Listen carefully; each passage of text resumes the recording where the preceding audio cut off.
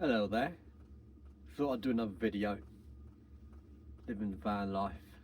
For those of you who've just joined the channel or haven't been, don't know who I am, I've been living off the grid for over a year now, since August, September 2023. And now it is October 2024 in my beautiful Albi. Not full time. Like, I've been living in my van for, say, out of the past 12 months, 10, 11 months. There's been a moment of time when I've lived in a flat, and maybe a month and a little bit in various houses. So I kind of switch about a little bit. But I would say for the majority, I am, I would be what you'd term a full timer. 24, used to work in the city, and yeah, kind of moved out and moved to elsewhere and started traveling. So I've just been I've been doing YouTube for a bit, but not really properly. I haven't really been consistent, and I don't really blame myself. I'm working normal jobs as well, day jobs, and now I'm doing my own little thing. So it's just a nice time for me to sit down and have a normal chat on a weekday midday. So I thought of an idea to talk about. I might do loads of videos and compartmentalize, but I thought of an idea I wanted to talk about. Now, a common theme that I've been talking about, I've done a little video on masculinity and resilience. What I'm trying to do is I'm trying to help out any lost young male individuals who have never fitted in society and don't feel like the current system caters to them. So they're quite self-aware. They know that what they're doing isn't what they want to do, and they also want to get out of it. And they're but also sometimes they're scared of taking risks and etc. But so I did a little video in my last video, talked about masculinity and resilience. I talked about what it takes to be a man, that it is a forever struggle, and that you're only valued based upon what you can offer and what you can provide, and not based upon who you are. I haven't touched upon all the topics about other theories and other concepts I've came across, and I think they're quite relevant. Being a 24-year-old guy in the UK, and I haven't even touched upon the concepts of connection, relationships, love, and etc., and building bonds and authentic bonds, and so I haven't even gone to that aspect. So there's loads of things I want to be talking about, but I'm glad if you've tuned in. Really happy. Today I want to talk about something called a life management approach, a life management theory, something that I've just thought in my head. I'm a lone wolf. I sit around, I think about things quite a lot, I overthink about things quite a lot. And so this is what I call the life management quadrant, and it's another principle I've applied being a solo hermit van lifer living in the UK all on my own. Over times when things have been really hard and really difficult, and I've had nothing else but to rely on but myself, basically. Whatever hardships that's caused me to incur across the minutes I've been surviving. And so what is this quadrant? So a lot of the times in life we have stress, we have worry. We're worried, we're stressed. We don't know what we can do. Sometimes we're anxious and we feel like we're in a stalemate in life. And I felt that like dozens of times. And sometimes it's really difficult. But the advantage and the nuanced advantages that you have as a young guy is that you're still young, and if you haven't taken too many responsibilities, and if you're still single, this is an amazing opportunity for you to grow yourself as an individual. Because you're not tied down to long-term contracts, you're not tied down to a mortgage, to a long-term rental contract, to long-term credit plans. This is really for those kind of people, to support you on your journey, and talk about what I've gone through as well. So the quadrant. Now what's the quadrant? Now I might do a little graphic on this video. I might try to. If not, we won't do it at a later stage. But you've got 4 aspects of this quadrant. There's 4 boxes. And we're going to apply these to various dimensions in life. You've got something that you like and something that you can control. So this is something that gives you positive energy, and it's something that you can control. That's one quadrant, right? You've also got the next quadrant, which is something that you like but you can't control. And then you've got something that you don't like that you can control, and something that you don't like that you can't control. It's a very simple quadrant, but I've never read this quadrant before. It might be something already there on the existing, but I came up with it as I was going through struggles and pains in life, as I've in the few years that I've been an adult, for a self-sustaining adult for.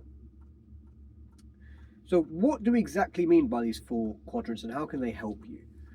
Or 4 squares, and how can they help you? So the first quadrant is what you like and what you can control, right? So what's something you like and what you can control? So for me, I like eating, and I can control that in a good way. I like good nutrition. I can control that by cooking good food, by cooking healthy, by using good ingredients, by using natural foods. I'm quite big on nutrition. I've done MyFitness. I'm not doing it as much now, but I've done MyFitnessPal and all that stuff for years. I've had several PTs supporting me on a journey for years. So I know a firm amount about food, about nutrition. At least for myself, and understanding what I need to gain the levels. And I'm not as OCD and meticulous about it as I was earlier, but I know the basics. So, for example, I prefer to cook in olive oil than for as a base than other oils. They're better for my skin. They're also a bit healthier, a bit more dearer, but they are more healthier for me. I find having sensitive skin. I'm not the best at it, but I try and avoid fast food where I can. I like an occasional fast food KFC treat, but I prefer home cooked, so I prefer van cooked food. So yeah, I like having a good bit of meat in my diet. I'm trying to get a bit more vegetables, but I like the process. I like this is something I can control. This is, nutrition, something I can control. So, yeah. So that's something I can control. What else? I'm just going to pause. Sorry, you notice I changed the angle a little bit.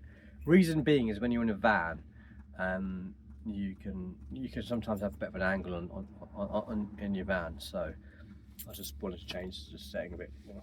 But anyway, coming back. So that's something you can control that you like. What else? So now you've got something that you don't like. You can't, and again you can control. You can try your best to control. So something you don't like. If you're not organised, if you're struggling with chaos in your life, you're not organised. You can control that. You can control that by setting up a schedule, setting up a plan, setting up goals. This is something called a Pomodoro technique that some people like. For me, I like to have kind of targets that I've set myself for the day, whether it be for people I'm helping out or just for myself. So I've got a few targets today that I need to achieve. That can help to reduce the chaos if you're feeling like you're chaos and organised. So it's something you don't like, but you can control it. So you've got to understand that this is the 2 quadrants that you can control. These are things that can help you in your life. Then you've got the other 2 quadrants.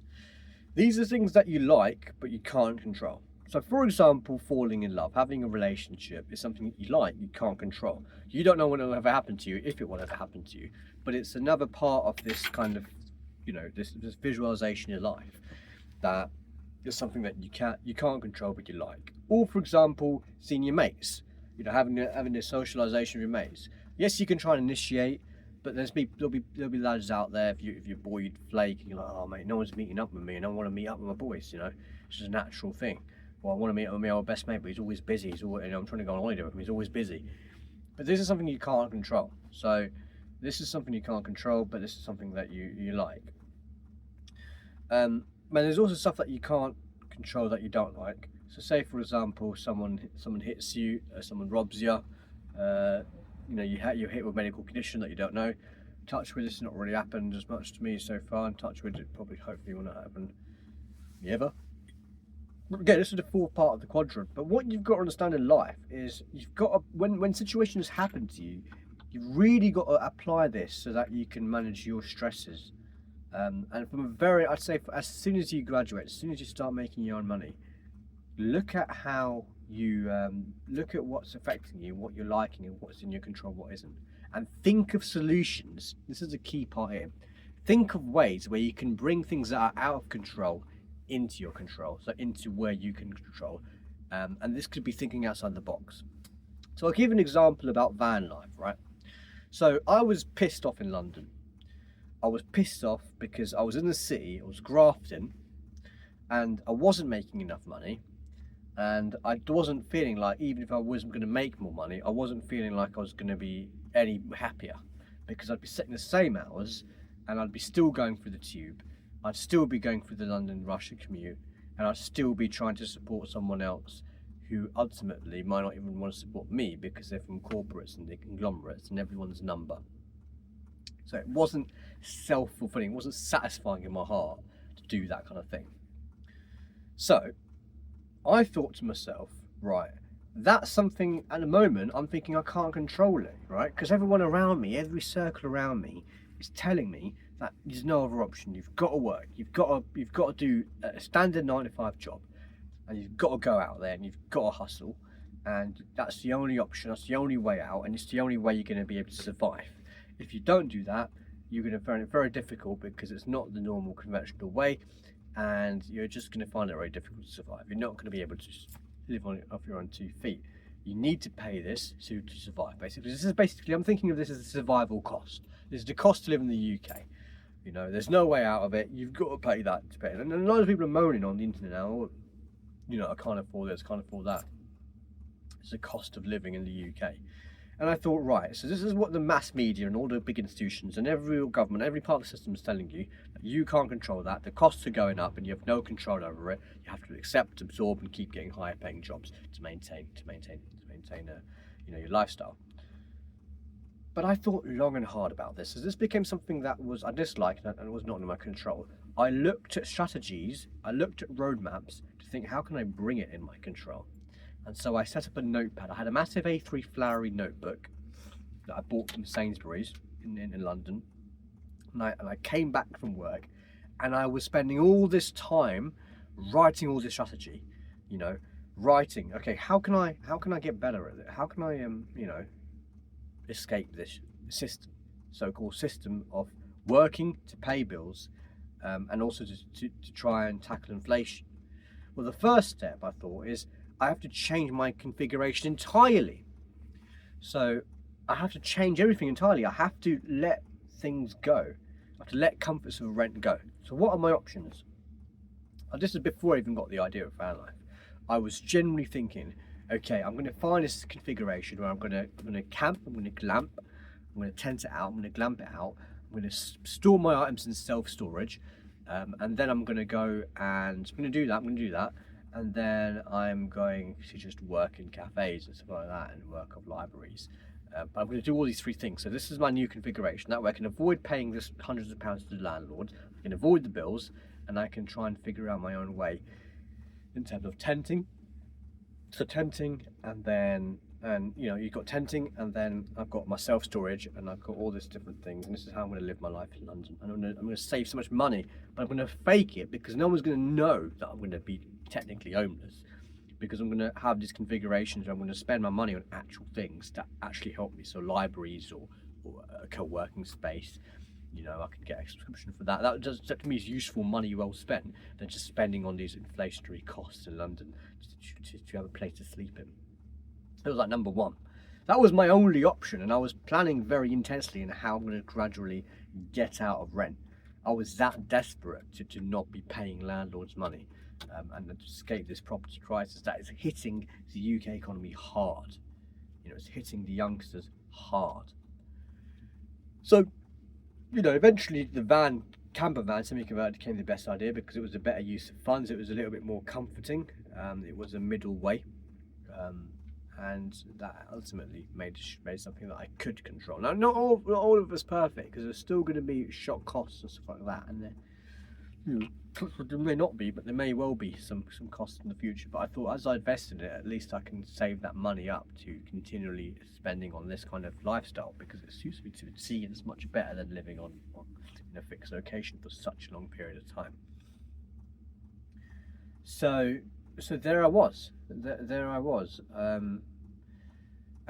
what effectively happened is I essentially controlled a quadrant there. I brought something that I didn't like, that wasn't under my control, to something that was under my control. And sometimes it requires, in many aspects of life, to think outside the box. Life is a bit of a game. You only have one chance at it, but life can be a little bit of a game. And your only thing that you need to maintain is making sure you're profiting, you're not getting in debt. You're profiting in whatever you do, however little it is, you're making savings. But it is a game. You've got to choose your configuration right. You don't have to follow the status quo. So that's something that I'm hoping people can get a takeaway from it in terms of the quadrant. So you've got these 4 things. There's something that you like, it's in your control. Something that you don't like, it's not in your control. Something that you like, that's not in your control, and something that you don't like, that's not in your control. That makes sense. There's four boxes here. Now, what you will find is there's some things in life that you would love to have, but you feel like you can never have it. But there are ways to approach it. So, as this video is targeted to young men, let's think about something that us young men love. We absolutely love affection, relationships, and sex. Right? Let's be brutally honest. I think a lot of us dudes love to get laid. Love to have a shag. It is just generally what we like, but it's out of your control, right? It's out of your control because you don't know when you're getting laid next. But you've got to now think, okay, what is your truest intention then? Is it to actually get laid, or is it to form a bond? Because a lot of us say that as a superficial means because you're actually trying to form a bond with a girl or partner. And that is like the byproduct of it. Some of us deep down would rather have that than just get laid, because you're going to feel it more. You're going to have it. You're going to receive that more regularly, and yeah, you're just going to generally enjoy yourself more, because it's not just getting laid; it's the love and the affection that you give them. So, but this is something that's completely out of control. But how can you bring yourself to that situation as a guy? Because everyone beats around the bush, but everyone wants the same things. We all want good money, and we all want, a decent bit of love, love making in life. Now, there are certain things you can do that can help you. They won't guarantee it to you, but can help you. First of all, are you being true to yourself? If you are, there's so many people dating out there. How are you going to stand out as a dude? So for me, what's your niche? So for me, my niche is not necessarily my athleticism or my looks or anything like that. My niche is my personality, in the sense that I'm a risk taker, and that's something that can be quite attractive. He's a risk taker. He's not conventional. He's unconventional. He doesn't really listen to the system anymore, and he says what he thinks. And he will be willing to not fight, but he'd be willing to, how to explain it? He will be more than willing to break the status quo to get what he wants in life. And the embodiment speaks for itself. So what are you going to be doing that's going to keep you niche? Because women, and I'll talk a lot more about all this stuff a bit later on, but there are women out there, and one of the things that women will love is a guy who is true to himself and who is a risk taker and who is adventurous, because it shows traits of what I like to call, the old school masculinity, the warrior, the adventurer. These are the men who conquered, and now the sense of conquering is never really existing when all the world's pretty much been explored. So now it's just the subconscious traits, because previously, who were the alphas, who were the guys who were the head of the tribes? These were the guys who were out there conquering and desperate and looking for new land. you know, and looking to grow their empire. They're looking to grow. Look at this, you know, situation with Genghis Khan. They were conquerors. They were warriors, and we don't have that nowadays because there's nothing to conquer. There's no need for us to conquer because all the lands are now taken, registered, and managed. But you can still have that aspect to you as a guy. Now, focus on what your niche is. So my niche was that. That's my personality. That's how I live, and that's what can be attractive to the opposite gender. For some of you, it might be a sport. You know, you might be obsessed about a sport. Go to those communities and socialize. The last thing you want to be doing is just not showing your value. Social media is an amazing way for you to express yourself and to build your value as a guy, whether you like it or not. Online social media platforms, if you're looking at who's getting a lot of pics and the best pics and who's finding good relationships, a lot of those people are doing quite well on social media. They're doing quite well in terms of social clout, whether you like it or not. This is a benchmark for where girls can assess guys, assess their value in society, assess their value as a partner, but also assess their value as a partner, but also assess whether they're a creep or not. Because obviously, if you've got a lot of followers and they've got a lot of people engaging with them, the chances are they're just they're a regular dude, and they're a person who's legitimate. They've built a social legitimacy. Once again, something that used to be built young generations ago without social media. The legitimacy, like he's the guy, everyone knows who he is. Now it's the world's your oyster, and it's all gone digital. So yeah, that's one thing. So focus on what you can control, and then you'll find that if you can control it, you can control the people you decide to hang out with. It's a bit difficult when you're at work. See, if you're at work and you're working a 9 to 5, you have loads of colleagues and you might not get along with everyone, of your colleagues. But you might find that if you can control it, control it. And that way, it's a symbiotic relationship, because say if you're pursuing a niche and you're building your value, building your social legitimacy in that subject, you're going to find that you're going to attract a following, and you can attract people who are going to be like a little bit of fans. And that's when you can find your kind of clan. You can find you're more likely to find an authentic relationship through that aspect than just going out on nights out, clubbing, dancing, and just trying to have a connection. Because deep down we're animals, we're all humans. We crave connection, we crave authentic connection, whether we like it or not. And it brings me to another aspect of that. But yeah, crave authentic. I've got one last tangent before I'm going to come back to this quadrant ideology. A little note about what we in the game, the dating game. You have something called the players. The players, the guys who like to, who sleep around a local woman and tell multiple women what they want to hear.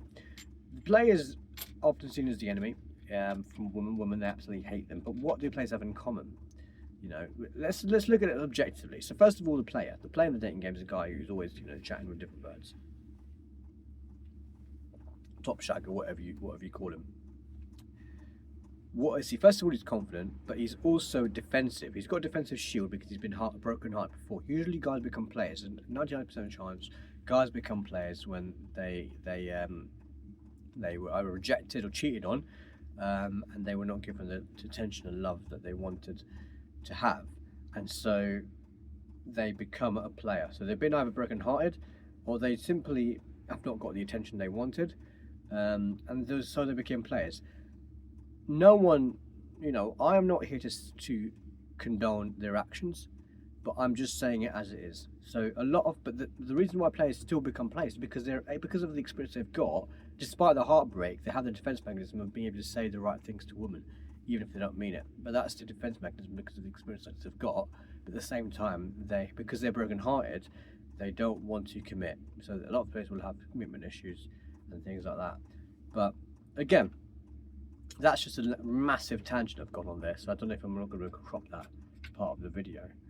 But returning to the aspect, so I've obviously talked about a lot of rumbling and mumbling.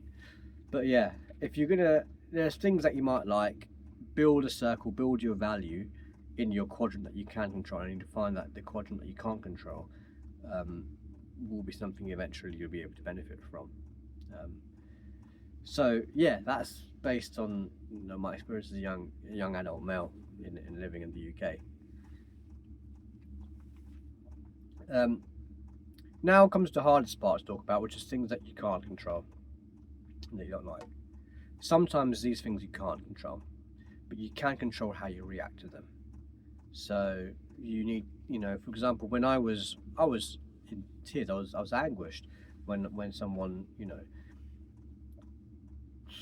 someone hit my van or something like that, or someone did something to my van, or someone was peeking into my van and invading privacy. It's about how you control it. So you can go out there and you can be really angry to this intruder. You can try and punch him and start a fire. Is that going to change things? No. Remember, we're in a system still. We might have accepted a little bit of system, but we're still in a system and we're still subject to laws and regulations. And violence is heavily frowned upon in modern society. It's not a tit for tat anymore. So it's how you control it. So you can go there rationally and you can speak and you can be just normal, calm tempered, and then essentially explain your situation and say, look, you should not be intruding into my van, you shouldn't be doing any of that stuff. And then you have a chat with them, and that's something you can control. And we find that if you can control it like that, the things you can't control that you don't like will become manageable. They won't become easier because they'll always be endemic to life. There'll always be shockwave to the system, but you'll be able to control yourself, and you'll be able to make it less of a bigger deal. Similarly, heartbreak. Sometimes we can't control heartbreak. Sometimes we are going to have a breakup because of distance, because of other aspects in a relationship which does not make it last. How can you control and manage the heartbreak? Well, for me, I would become an aggressive fighter, as in I'd box. I used to do that a lot when I was going through shit. I'd box in the morning, I'd box, pad box, gym, pad box, run. Intensely focus on sports, cooking, and just 100% go cold turkey on everything, and just work out as much as possible. Physically exhaust myself, because I find there's a little bittersweet pain in the struggle of that. And what it does is it doesn't just make your heartbreak disappear, but it allows you to channel your anger and anguish as a man. As men, we can be angry, we can be frustrated because we like to win. We like to be winners. A lot of us are hunters. So if we lose, I don't want to explain it like a hunt, but if we lose something that we see as a prized possession, that we wanted to love and care for, and we lose that, then we're going to feel a sense of frustration, but we need to then hunt something else. So we need to find something to hunt, to grab. Otherwise, we're just going to be depressed as men. So go out there and yes, you'll have that quadrant. It's a very dark, it's a very somber quadrant of life. But find techniques to manage it so that black cloud doesn't go any big. So a lot of this might be self-explanatory. You might have, this might be things that you already know. But I just wanted to give you my take on the analogy. It's hard for me to even follow it sometimes. But I'm hoping for those who've been watching my videos that this helps you. I haven't done any graphics, so I probably won't do any graphics. I might do, depending on the reception of who's listening to the video. Of me as a van life hermit, living life here in the UK on a weekday, midday. But yeah, that's effectively the quadrant of life and one of my life management strategies. On another note, a bit of a plug to my book, 24 Along the Road. The book has come out. I'm going to be putting a link on the bio in the link description soon. I'm just waiting for myself to get accreditation, basically, from YouTube. So yeah, that's my video. Thank you so much for watching. Hopefully the book will be on the link soon if you want to read that book explaining about my journey of 24 Along the Road. Thank you so much for watching. Take care, guys.